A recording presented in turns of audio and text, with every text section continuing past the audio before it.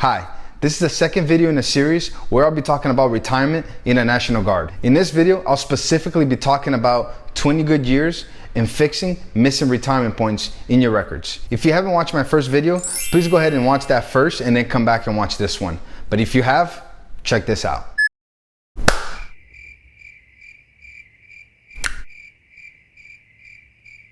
What are you still doing here? Go watch the other video. If you're missing retirement points due to missing battle assemblies, you can still have a good year in the National Guard. And also, according to this regulation, your unit is supposed to help you with a yearly review of your retirement points by providing you your NGB Forms 23. But before I get started, there's a couple of things I want to cover. First is that CAC card is wrong. PIN number is wrong. That shit's wrong, son. And now that we covered all that, let's get started. At the end of the last video, I mentioned that if you attend every single scheduled drill, that you can earn a minimum of 77 retirement points per retirement year. And I also mentioned that you only need to earn a minimum of 50 points for you to have one good year. Now, to have 20 good years, just multiply that 1 year by 20, and then at retirement age, start collecting a paycheck. Money, money, money, money. I'll break this down like I broke down the last video. There are two categories that you need to be concerned with. One is active service and two is ADTs. First, active service. On active service, you can earn a maximum of 365 retirement points per year. Retirement points are accumulated through a combination of Title 10 deployments or active duty service, and your training is considered active duty. And lastly, active duty for training, such as service schools and NCOESs. And just to clarify, your retirement cycle starts and ends on your PEBD. Who knows what that is? I know. Yeah, go ahead. Pay entry base date. Good job.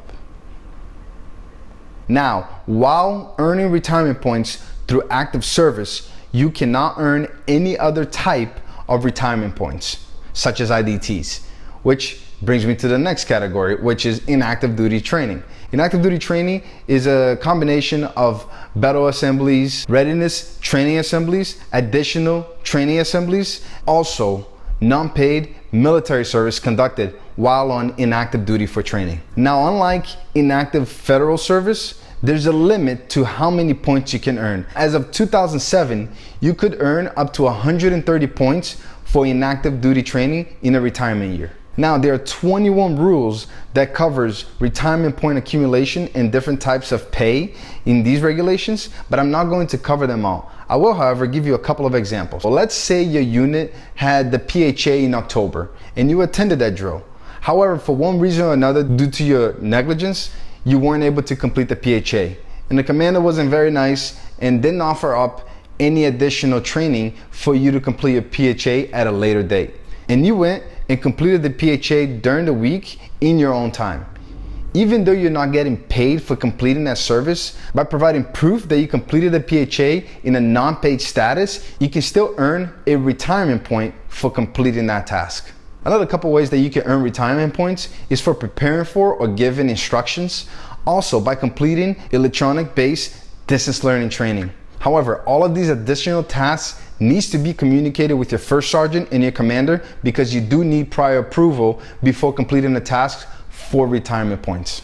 If at the end of the retirement year, while doing your annual review, your points don't add up and you have communicated with your commander the additional training that you agreed to complete for retirement points, ensure that you provide adequate documentation so it's reflected in your retirement records. And to wrap this all up, just remember, NGB Forms 23 is the form that you need to review every year with the assistance of your unit. If your points don't add up, make sure that you provide adequate documentation so you can have those points reflected in your NGB Form 23. If for some reason you're like me and you haven't reviewed your points in a few years and then you determine that you are missing points, just take it upon yourself to go ahead and contact the HRC by following the link in the description below and discuss with them exactly what you need to submit to them so you can have those points reflected in your NGB Forms 23. By doing that, you'll be able to provide valuable information to your AGR, and it'll also motivate them to expedite the process on your behalf. Thank you once again, everyone, for watching the second installment of Retirement Points in the National Guard. Go ahead and make sure that you check me out on Twitter with a hashtag Drill Weekend, and let's continue this conversation. Thank you. Money, money, money, money. What you still doing here? Say what?